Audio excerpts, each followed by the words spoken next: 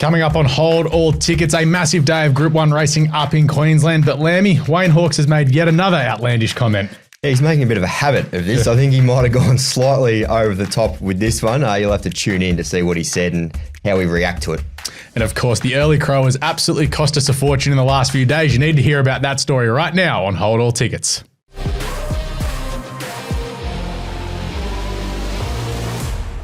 Hello and welcome to Hold All Tickets on the 15th of May as we charge into the Queensland Racing Carnival with their first Group 1 this weekend with the Doomben 10,000. I'm your host, Alex Donnelly, joined as always by James Lamb. Lammy, how are we, mate?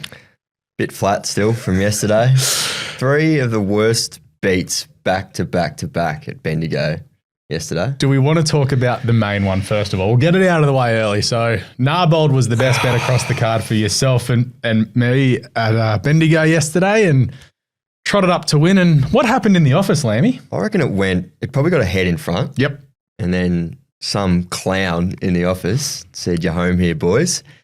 Next minute, as soon as he said it was home, it got lost shot half a length as soon as he said that. It got sniped in the hamstring. Invisible sniper in the grandstand. It's just like last week with that thing of Chris Waller's as well. Yeah, changing colours. Yep. 2 weeks in a row. 2 weeks. And then the last one, I was on tilt a little bit. So I went pretty hard 1x3 on Dollar Chaser, an apt name for my best value. It was $19 and $5 for the players.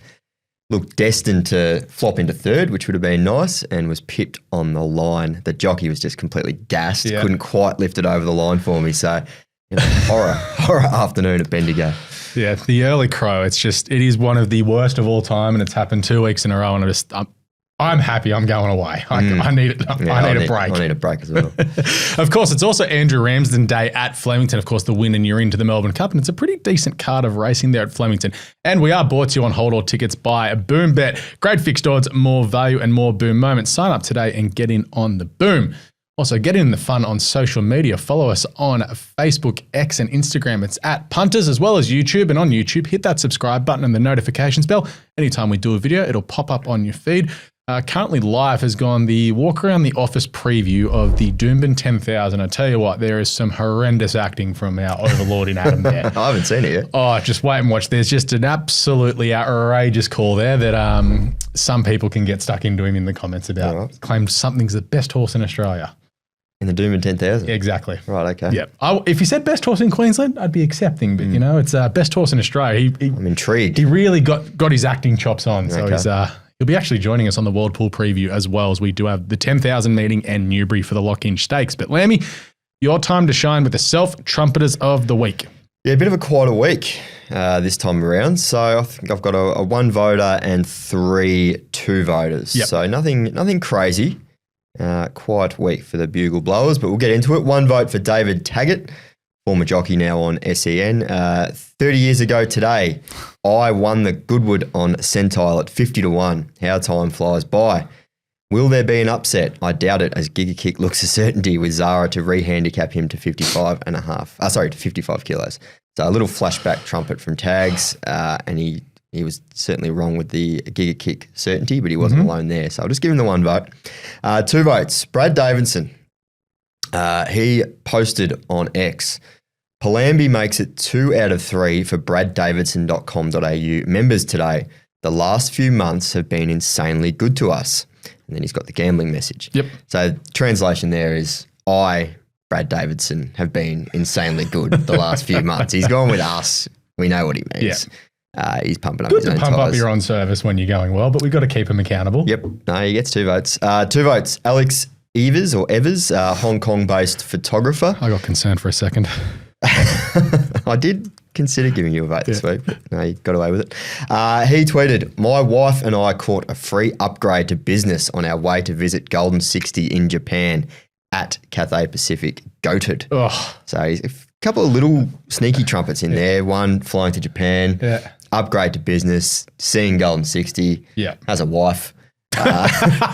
So 2 votes for Alex. He's a very good photographer though. Met him in Hong Kong. He's all over it.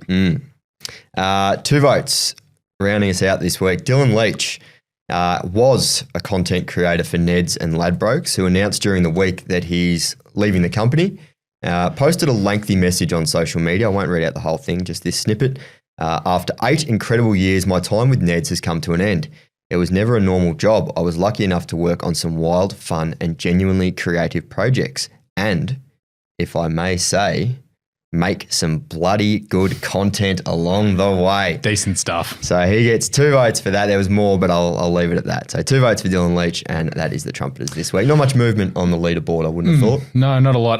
Davo just moves up into about equal, I think, 5th or 6th on 7 votes with Shane Curlio and Kane Corns. Jacko Oldham, Wayne Ormond on 8, Damien Ratcliffe on 9. He was getting into a massive back and forth with Will Schofield yesterday. It was like he was on Media Watch as well. Yeah, he was. But yeah, he and Will Schofield were getting into a battle of who can be the most annoying person on Twitter yesterday. Okay. In fairness to Damo, he was backing up the Mitch Cleary, Luke Jackson scoop, and Yes. Will Schofield, anytime anyone says anything about a Perth footballer, gets his back up and continues to double down with Thanks for the warning. I think I'll shoulder arms to that do that. exchange. Yeah, but we do need to tell you that Thoroughbred Sales is the #1 online horse platform for owners looking to buy a racehorse with over 130 trainers and syndicators eligible to choose from. Horses will also be eligible to run in their new $4 million race series with over 400 races having a bonus. Okay. Speaking of that, we need to get into the results of last week. Up on the Gold Coast is where I played before the card got called off. The best bet was Beedman. That was a fairly comfortable watch. I think it'll get the photo. Won by about 8. So You would have been counting your cash with about 300 to go there. on the turn, I was like, this is feeling pretty good. Next best was Buckaroo, who was uncharacteristically poor. I thought he travelled up to him, but Antino recaptured his Caulfield form, looping around him and smashing them. And, well, the best value, I just needed a gap and it was going to win by 100 yards, and it did. Bazusto absolutely trotted in. So that's a good set. it's a good day before the races got called off. I do need to throw a flag. The Bat Out of Hell got rescheduled for Ipswich yesterday, and, it's like a 900-metre race. It was run over 1,100. Just flag on the play there at Ipswich yesterday. 1,100's not bad out of hell territory. They've too far. They've got it 800. Why not run it over that? So, we'll get to how you went at Caulfield across the weekend. Your best was Pivot City, and social media was up in arms about this ride here. Yeah, it's sort of divided opinion a little bit. On first watch, I thought it was a poor ride, but then I went back and look, it didn't have a lot of room at a key stage, but then when it did get the gap very late, it didn't exactly savage the line either. So thought it was an ordinary run. Maybe needs to get away from Caulfield. Maybe the straight tracks, let's go. Potentially, but was good at the Valley prior. So maybe just away from Caulfield because its previous form's pretty good. So I'm willing to give it another chance. Your next best was a race 2, #1, Zerab, and it looked a sitting shot. Yeah, it did. Just got to the front too early. Was sort of pestered by a couple of roughies early on and then took a sit. Took off quite early. Put a gap on them early in the straight, but it was there to be beaten and was, unfortunately. And you value race 8, #2, Oscar's Fortune. Similar. Got out in front, gave a strong kick early in the straight. I really wanted him to run second because I had a little saver on the exotics with War Machine.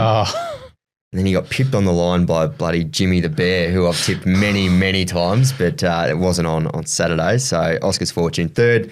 Something for each way players, but not the result I was after. We need to get ahead to this week's racing. Of course, we do have the Boom odds offer this weekend. It does come up in the Doomben 10,000, so we have heard from Chris at Boombet. They're going to have a Boom odds market on Overpass for the Doomben 10,000, so make sure you get across to Boombet to check out your Boom odds special for Overpass this weekend in the Doomben 10,000. Terms and conditions apply, so if you're keen on him, have a bet with him there. But just some early action there. Small bet so far in race #5 with Cool Archie. They expect the United States to be well backed and similar for Grafter Burners. That is a horrendous name for a horse. In race 6, they are taking on Immediacy big time. No interest at 365. They expect a drift on Sir Delius, who is the clear favourite, and Kabosh is the only runner they've taken any money on at $13.20. In race 7, App and Girl has been well backed and In Flight is under the odds. In race 8, all the early money for Schwartz, that being the Doomben 10,000. Every chance he might be scratched, said Johnny O on radio yesterday, even though he won on a bottomless track at the Valley, which I found interesting. Yes, I also found that interesting. They also believe Schwartz is under the odds and they'll drift. Overpass could see recreational money given the popularity that he has, but they're going to take him on, hence the Boom Odds special. Sunshine in Paris, the clear top pick, but is still some value at the price at around that $4 mark. So big thank you to Chris for that. Speaking of the aforementioned Doomben 10,000, Lamby, where are you looking at in this one? This is a tricky race. Certainly, especially with the weather uncertainty. I think Friday's forecast looks pretty grim. It's heavy 8 right now. Yeah, so you'd imagine it's probably going to stay in the heavy range. Saturday looks okay, but Friday looks pretty grim. So I've gone with Sunshine in Paris, your girl. I think you've tipped her on this show about 10 times. I never have, so this might be the first time I've tipped her. As long as it's not worse than a heavy 8. Okay. Little proviso there. She was beaten 0.7 lengths in last year's TJ Smith, which was on a heavy 8. These are the horses that finished in front of her that day. Chain of Lightning, Ella Nipotina, I Wish I Win, and Imperatrice. Wet trackers. So this race looks a fair way short of that. Yep. Drawn out, but speed looks hot, and she gets J-Mac replacing the Chad. Blinker's first time at start number 17 is an interesting gear change. Probably, you'd imagine will still be ridden back, even with the shades on. Yeah. But yeah, look, as I said, heavy 8, Sunshine in Paris. If we somehow got into the soft range, I'd also be having something on Benedetta. But I don't think we'll be getting into the soft range. Yeah, fair enough. Yeah, I've don't mind 2 here at big odds. I'm going to have something on Hidden Wealth first of all. 2 for 2 at the track, heavy track, 3 starts, 2 wins. He has this weird record. He runs really well, runs like a busted. So first up last prep than George Moore, heavy 10, smashed him. Ran last his next start, had the old arterial fibrillation, not ideal. Then won at the Gold Coast, the Magic Millions race. Ran like a busted first up on speed. Now he's into this second up, going off what he's done in his last 4 runs as well, on a heavy track. I'm just going to have something on him. I think he gets a good run just in behind the speed. After that, just average run first up, but he's about 30 to 1, so I'll have something on him. But I'm also going to have something on Golden Mile. I thought he was the best of the closers in the Victory Stakes, which is the race Hidden Wealth comes out of also. He was about 50 to 1 that day, gets a golden switch from barrier 16 to barrier 1, can settle a little bit closer, got decent soft track form. He's only ever had 1 start on a heavy track. So look, I'm happy to take the punt on him at big odds that he can get through the wet ground, because his heavy run was in a Doncaster, and that was in 2023, and missed a Brightside one, and that day it was legitimately bottomless, and he'd come off a last at his start before in the George Ryder. So that was when they were getting him ready to go to stud, I think. So I'll forgive that one, give him one more go here. Once again, he's about 30 to 1 also. So playing pretty wide here. We'll be going wide in the quaddie if you play there. I'll be going pretty wide. I think Marzu is another just absolute duffer. Joe Pride pumping him up on Twitter this week as well. He's about $15. There's look, if you can get, I suppose, Sunshine in Paris and Benedetta, who's now one of your favourites, beaten, you're going to be well paid, I think. Yep. Tough race. Yep. Very tough. Flemington is where you're playing this weekend, Lamby. Back to headquarters for Andrew Ramsden Day. Your best bet, it comes up late in the day, race number 9. We're going to be hanging out all day for this. Yeah, found it tough, the Flemington card, especially to find a best bet a horse that I was really keen on, but I've settled on Liberami. Awesome winning last start, jumped out of the ground late to nab. Not a bad buy, who then went to Warrnambool and romped home there. Third in that race was old mate Narbold. Beaten over 2 lengths, as mentioned earlier. Narbold should have won at Bendigo on Wednesday, so the form around Liberami looks good for this. Should see it's a horse that needs a decent tempo, which it looks to be a really strong tempo in this big field and speed. Most of the speed's drawn right off the track, so I think they'll go along early. He'll get back and round them up, hopefully. Broke a long run of outs last time, so I'm hoping it can be 2 on the bounce. We get ahead to your next best, comes up in race number 2, and pretty decent odds for your next best here. Yeah, it was around $6 last time I looked. So race 2, number 10, Dancing on My Own. Raced over this route on Anzac Day, was 0.9 lengths off High Vol, who she meets again in this, but there is a 4 kilo weight swing in Dancing on My Own's favour, which, look, I think should see them much closer in the market. She'll be giving up a bit of a map advantage here, probably settles in the second half of the field, but I think she can probably swamp them with the right run in transit, 4th up, so we'll be nearing peak fitness. And yeah, as I mentioned, I think they should be a lot closer together in the market, her and High Vol. Cross noseband also going on for the first time too, which can really straighten up these young horses. And your best value comes up in race number 3, but a bit of a yellow card here. $9, not happy with that? We used to say $10. Okay. When Clans back in the day would give us an $8 one, we'd give a warning. I reckon he went 7 one day. He did. That was borderline. That was outrageous. I think 9 is acceptable. Yeah. Cuisine, race 3, number 10. Racing in terrific form, drawn nicely for Bates, barrier 4. It was only a narrow margin at Sandown last start, but I like the way she really knuckled down strongly when it counted, and She seems to have a real will to win. She's won 4 from 7, carried 61 and 60 in her last 2 wins. So I think she's trucking along very nicely, and $9 I think is a good value play, even though it's not $10. Get up to Scone where I'm playing on the weekend. Of course, their big 2-day carnival kicks off on Friday. If you're listening to this Friday morning, have something each way on Judas Revenge and the 2-year-old challenge stakes. My old man trains it. It's $15. Can't believe it's that price at the moment. Think it'll run top 3 for sure. But the best bet on the card on Saturday comes up in race number 4. It's a 3 and 4-year-old 72 over 1,300 metres. Happy to back O'Diamond Lil first up for Pfeiffer and McAvoy. 2 trials coming into this, and she's won both of them over the 1,200 metres. So she's really fit and ready for this first up assignment. Wouldn't be shocked if they're trying to get her in some of those group races up in Queensland, given the timing of the prep. And last prep, she just kept stepping up in grade. 1 a maiden, 1 on a Friday night, ended up winning a midway late in the prep over a mile. Won that pretty well. And the barrier guides have been super kind to her last couple. Barrier 3, barrier 4, barrier 4, barrier 1. She draws barrier 1 again. Yet to win first up, but has had 2 placings first up. So look, she looks really prepped up for this race first up. And she's got a bit of progression about her where some of these horses don't. And just the way she's been going in her trials, I'm very happy to back her to kick off the day there at Scone. Very nice. Next best, I'm going with an invader in race number 7, the Denise's Joy over 1,100 metres. This is for the 3-year-old fillies, and Team Yulong just lobby. Matt Laurie and Harry Coffey with Soft Love. Another one drawn at barrier 1. She's unbeaten, this filly, and she's had a tick-over trial between runs at Rose Hill, and she just did what she needed to do there.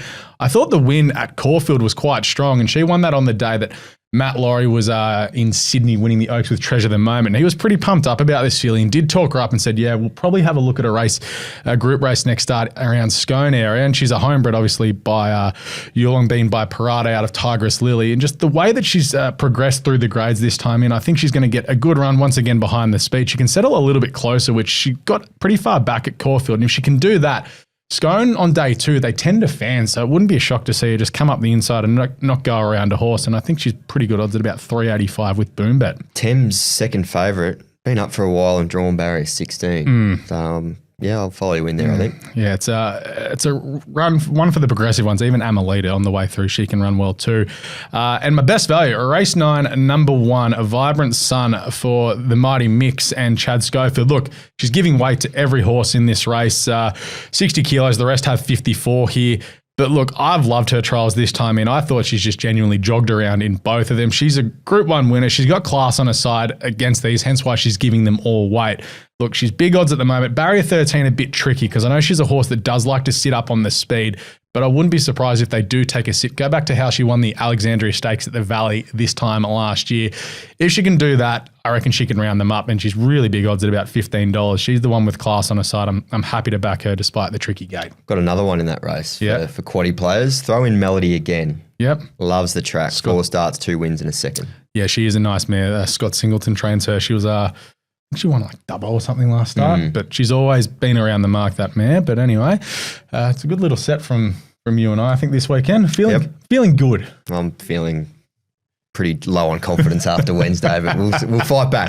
We'll keep going. All right, let's get into the yays and nays this week. And we got a fair bit going on in the yays and nays this week, Lamby. I'll roll first. Does the Melbourne Cup need to be worth $10 million? Nay. I was going to say no, but then I forgot the name of the segment. Nay. They would get the same field for $2 million less. Yep. So the Cup is more about tradition and prestige than prize money. It doesn't need an inflated purse, in my opinion. Yeah, no, I completely agree with you there. Secondly, Wayne Hawkes saying it would be one of the great training performances if Ka Ying Rising was to win the Everest is up there with one of the most hyperbolic comments of all time. All time is strong, but I'll go with yay. The horse is a freak, and no disrespect to David Hayes, but it will be more good luck than good training if he wins the Everest. And by that I mean, if he travels well, if he settles in well, he gets decent conditions on the day. If all that sort of falls in his lap, I think he'll be winning. And look, he's not coming over here to take on Black Caviar. The sprinting ranks at the top are wide open at the moment. They're sort of chopping and changing.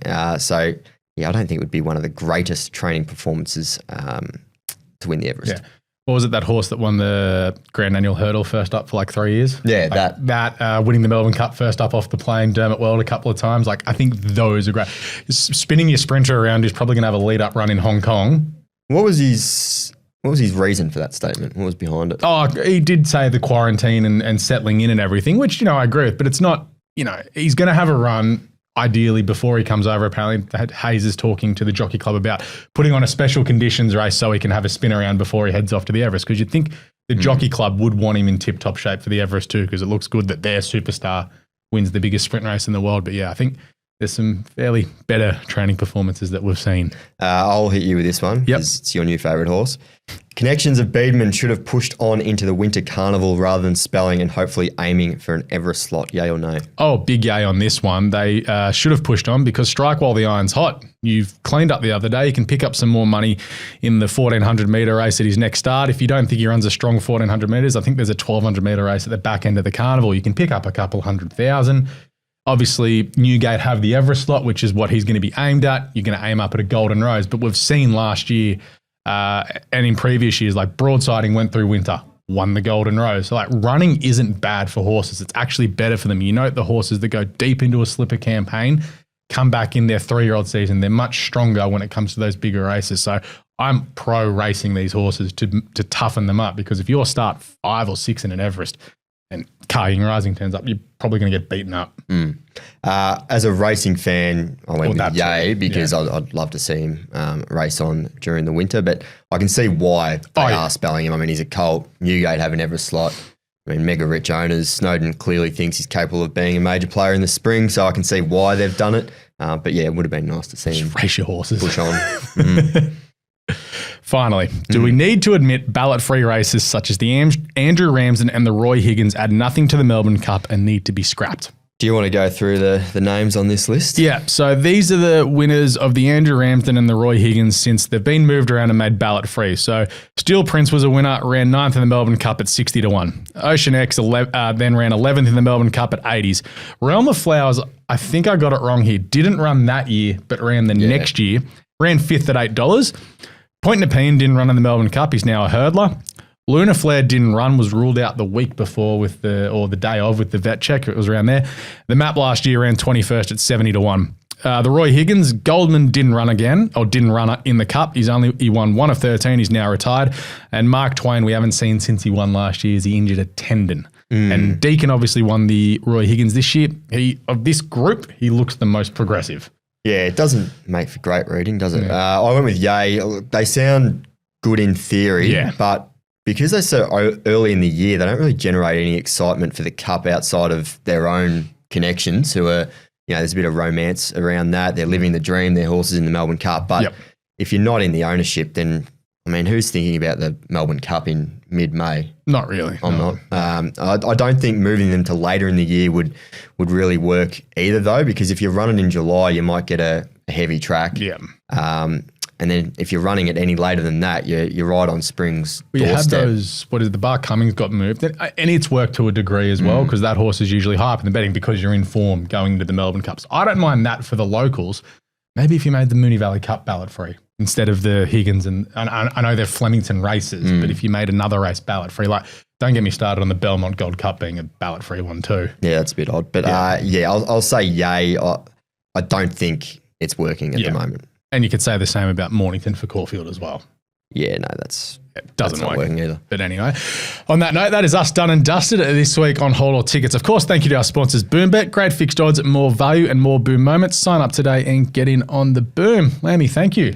Thank you. Let's bounce back. Yeah. Well, mate, you're in charge for the next 5 weeks. Yes. Yeah, you're off on another. It's not really a junket though, this one, is it? No, this is a holiday with my lovely fiancée and her family for her dad's 70th. So I'll be sunning it up in the UK. I am in the UK, but I'll What's first stop?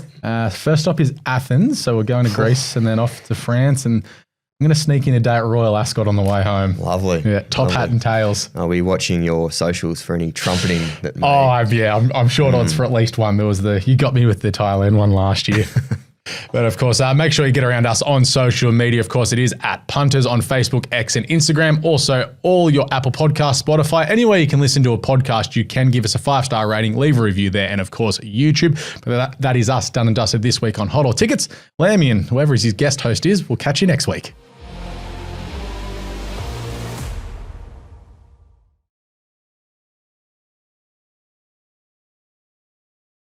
Imagine what you could be buying instead. For free and confidential support, call the number on the screen or visit the website.